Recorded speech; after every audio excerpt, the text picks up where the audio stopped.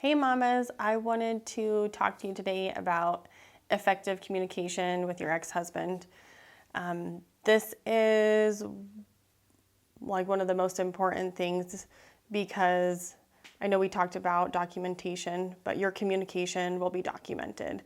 So it's so important to have a level head and try and keep your emotional state out of things, which is so hard because these are our children we're talking about, and how can we not be emotional when we're talking about our children?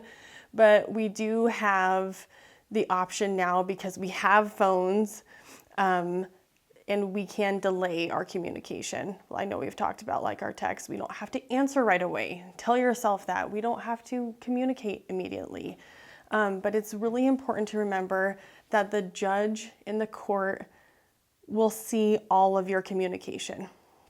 So being level-headed, having good communication, having the willingness to communicate with your co-parent, with your ex-husband.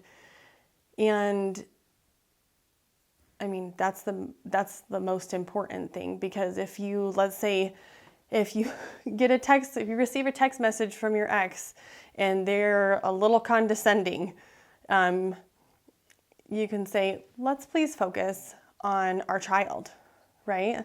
Our child is the most important thing here. There are several ways to mitigate that with a one-liner and in a semi-professional way, right? To focus that and make that child-centered. Also, try not to over-communicate, right?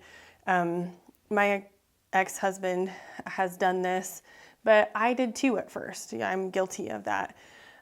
So he would be very frustrated with me and say, hello, either wouldn't respond at all, or, he'd have a question about something via text and then would say, hello, are you going to answer me? And that doesn't look good, right? It's not showing, because people are busy. Let's be honest, like whether you're at home with your children, whether you're working, people are busy, and to give them that time and space and respect is really important. And so make sure that you are given an allotted time for that message and to be read. And if you do forget something, you can say, hey, I forgot this one piece to add on. Please let me know when we can connect about this and better co-parent for our child or children. Include their names. It's best to include their names, obviously, because they're people and they matter. Our children matter, right? Going back to the one-liners, I have an entire list of one-liners in this course that I created that I'll post the link below. But there are a lot of communication platforms that make communication a lot easier. I know we've talked about Our Family Wizard, and I discussed earlier, like, hello, what are you doing? Are you ever going to get back to me? Like, whether you say that or your ex-husband says that, it's not effective communication. It's not going to help anyone. But Our Family Wizard has that tone meter that can help with effective communication and help promote that between you and your co-parent. So if they're willing to do that, I would definitely choose that program. And I have a link below for that as well.